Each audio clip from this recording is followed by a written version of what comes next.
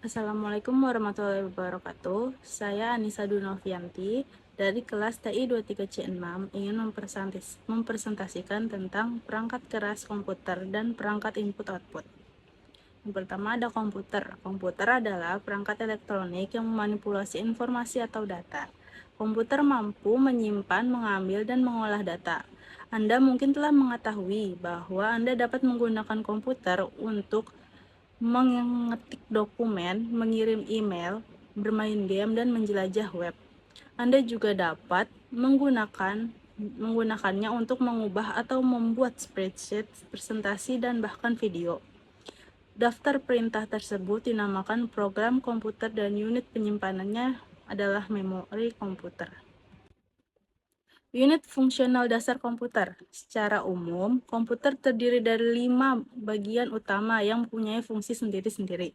Yang pertama, ada perangkat masukan atau dalam bahasa Inggris dikenal sebagai input device, memiliki fungsi untuk membaca dan menerjemahkan data sehingga dapat diproses oleh komputer. Yang kedua, ada fungsi memori untuk menyimpan informasi atau data sementara waktu atau untuk waktu yang lama, di mana informasi tersebut sewaktu-waktu dapat diambil kembali. Yang ketiga ada ALU, adalah bagian dari prosesor yang bertugas melakukan operasi aritmatika, penjumlahan, pengurangan, dan lain-lain. Dan operasi logika, lebih besar, lebih kecil, dan lain-lain. Yang keempat, ada output. Output adalah lawan dari input. Fungsinya adalah untuk mengirim informasi ke dunia luar atau ke pengguna yang membutuhkannya. Yang kelima, unit control mengkoordinasikan semuanya bagaikan sistem saraf yang mengendalikan pergerakan manusia dengan mengirim sinyal perintah dan mendeteksi rangsangan atau keadaan alatnya. Ada struktur komputer. Yang pertama, Central Processing Unit atau CPU. Prosesor berfungsi sebagai pengontrol operasi komputer dan pusat pengolahan fungsi-fungsi komputer. Yang kedua ada memori utama, berfungsi sebagai penyimpan data. Yang ketiga ada input-output, berfungsi memindahkan data ke lingkungan luar atau perangkat lainnya. Dan terakhir ada sistem interconnection, merupakan sistem yang menghubungkan CPU, memori utama, dan input-output. Ada sistem komputer, di sini ada contoh gambarnya, bisa dilihat ya. Ada main memory, ada arithmetic logic unit atau CA, program control unit ada CU, ada IO equipment. Lanjut, ada fungsi dasar sistem komputer. Yang pertama ada fungsi operasi penyimpanan data, yang kedua ada operasi pengendali, yang ketiga ada komputer harus dapat memproses data, ada fungsi operasi pemindahan data, ada fungsi operasi pengolahan data, dan ada dalam pengolahan data komputer memerlukan unit penyimpanan sehingga diperlukan suatu mekanisme. Ada fungsi dasar sistem komputer. Yang pertama dalam interaksi dengan dunia luar, sebagai fungsi pemindahan data diperlukan antarmuka atau interface. Proses ini dilakukan oleh unit input atau output dan perangkatnya disebut periferal.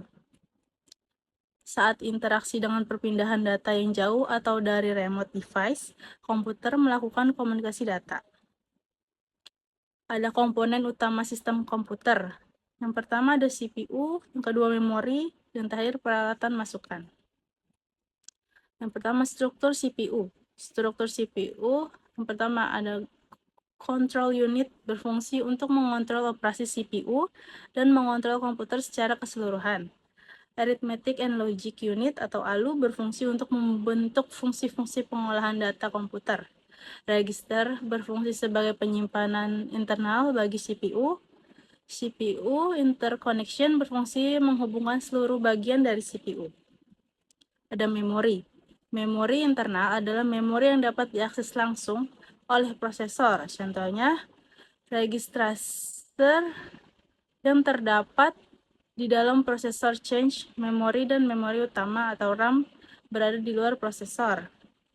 Ada memori eksternal adalah berfungsi memori yang diakses prosesor melalui piranti input atau output seperti flash disk dan hard disk.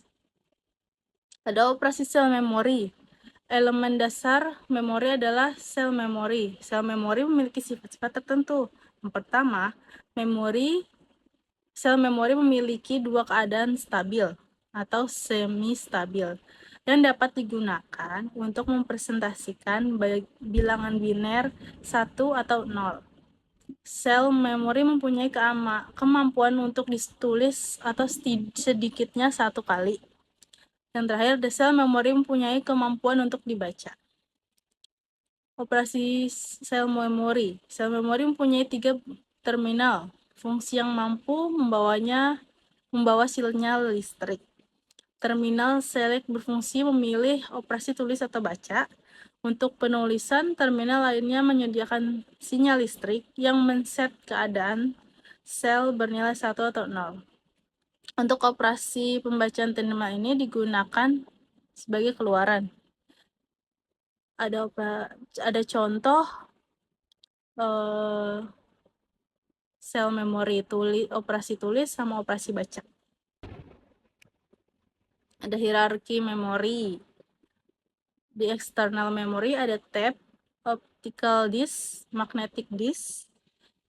Kalau di internal memory ada main memory ROM atau RAM, change memory level 1 atau level 2, dan register.